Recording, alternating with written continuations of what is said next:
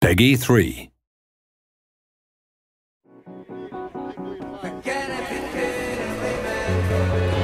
Welcome to the final developer diary for F1 2010.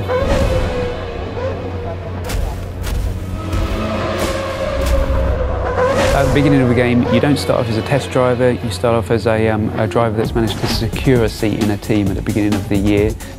You know, in the real world, before you go to a track, before you start the season, you're fully aware with your team what the expectations are. Depending on the kind of difficulty level that you've selected, that determines the teams that are open to you at the beginning of the game. You always, as a driver, want to be beating your teammate. That really elevates you in the team. It also alerts the other teams to your ability. The garage is a key location in the game. You've got your animated crew working on your car, your race engineer feeding you intel. You've actually been lucky enough to have real race engineers get into the motion capture suits and really just perform the tasks that they do day to day. And that really is a great sensation when you come in there and you see your whole team around you and you really feel a part of that atmosphere. When you talk to teams and you talk to drivers, they don't actually do the level of car setup work you would normally see in a racing game. You're not going there with the wrong gear ratios, with the wrong aero for that circuit. It's up to the driver to just finally tweak the car to your style, not to make drastic changes. The expectations from the driver playing the game are the same as what they would be in real life, given your machinery. You know, at the end of the day, the teammate that you have is the only direct competition that you'll have through the whole season. There's a strange balance of having to work together, but also a desperate competition.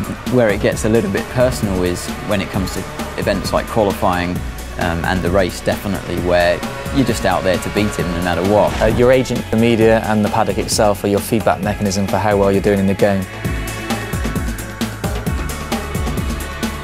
The paddock themselves vary location to location. We've got Night Paddock in Singapore, Melbourne's built in a park, and you're going to see the key buildings.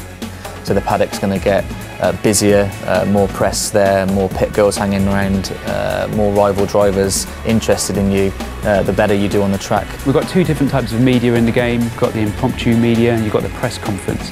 When you speak to their characters in the press conference, it's usually about your race weekend performances. They're not so sensationalist. It's an easier ride for you, definitely, but it's still a moment of celebration. Impromptu characters hanging around the paddock lane, they're always willing to take your first comments when you come out of practice, qualifying and race. The hardest thing, I think, is that if you've had a bad result, then you have to speak to the media and you have to remain calm and always say the right thing. You have to be a little careful of what you say to the media. Sometimes you'll say things in the heat of the moment. You're the only one that you can blame at the end of the day if you slip and open your mouth and say something you shouldn't have.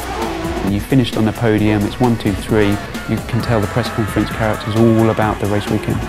Those are all of the things that I want to try and portray in the game as what happens in real life.